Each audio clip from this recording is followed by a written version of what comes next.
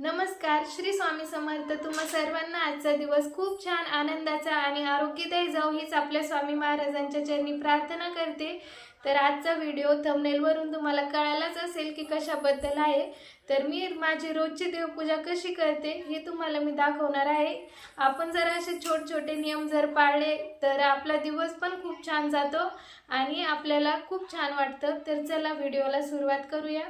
तर मी रोज देवघर अगोदर कपड्याने साफ करून घेते आणि त्यानंतरच पूजा करायला सुरुवात करते। आपल्या डोळ्यांना जरी धूळ दिसत नसली तरी सुद्धा धूळ असतेच देवघरावरती थोडीफार का होईना दिवसभराची।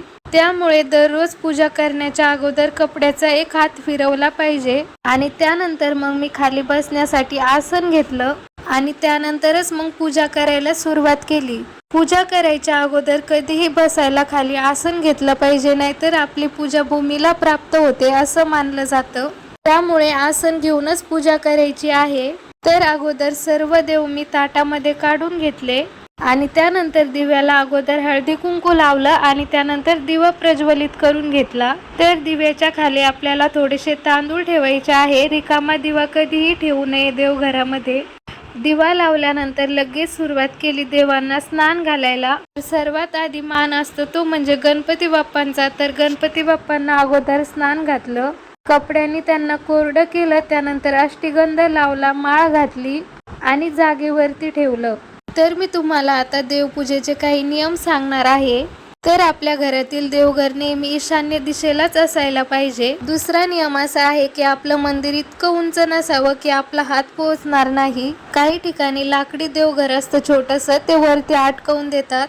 तर तसं न करता तुम्ही चौरंगावरती पण देव मांडू शकता। उद्देश एवढाच आहे की फक्त खाली बसून पूजा करता यावी। आपल्याला उभा राहून खुर्चीवर बसून पूजा करायला चालत नाही। मंदिर बनवतानाच असं बनवायचं की देवांचं स्थान आपल्या छातीजवळ आलं पाहिजे, जास्त खालीही नाही आणि जास्त वरतीही नाही। पुढचा नियम असा आहे की आपण रोजची देवपूजा करताना सगळ्या देवांना एकाच भांड्यामध्ये किंवा एकाच गंगाळामध्ये आंघोळ घालायची नसते, तर सगळ्या देवांना अलग अलग आंघोळ घालायची। पुढचा नियम असा आहे की आपल्या सगळ्यांच्या देवघरामध्ये महादेवाची पिंड असतेच, तर ती कशी असावी? आपल्या अंगठ्यापेक्षाही छोटी असावी। पुढचा नियम असा आहे की आपण पूजा करायला बसायच्या अगोदर स्वतःला कुंकू लावावं। बिना कुंकू लावता बसणं ही पूजेला मान्य नाही। त्यामुळे कुंकू लावूनच पूजेला बसावं आणि स्वतःला कुंकू लावलेला करंडा वेगळा ठेवायचा आणि देवाला कुंकू लावलेला करंडा वेगळा ठेवायचा। आणि आपण जो देवाला अक्षता वाहतो तो अखंड असावा, तुटका नसावा। आपण देवाला जे पाणी ठेवतो त्या पाण्याला आपल्या नखाचा स्पर्श झाला नाही पाहिजे। त्या पाण्याला जर नखाचा स्पर्श झाला तर ते पाणी अशुद्ध झालं जातं। पुढचा नियम असा आहे, आपण जे देवांना पाणी भरून ठेवतो ते कोणत्याही धातूच्या भांड्यामध्ये ठेवू शकतो, फक्त काचेच्या भांड्यामध्ये नाही ठेवायचं। पुढचा नियम असा आहे, आपण रोज देवांना दिवा लावताना दिवा स्वच्छ करूनच दिवा लावावा आणि 2 वातीची 1 वात केलेली दिव्यात असावी आणि रोजच्या रोज आपल्याला दिव्यातली वात बदलायची आहे। असं केल्याने आपलं भाग्य उजळतं। पुढचा नियम असा आहे की आपल्या देवघरामध्ये एकाच देवाच्या 2 मूर्त्या नसाव्यात आणि जास्त मोठ्या पण मूर्त्या नसाव्यात। देवघरामध्ये 3 इंचापेक्षा मोठ्या मूर्त्या चालत नाही।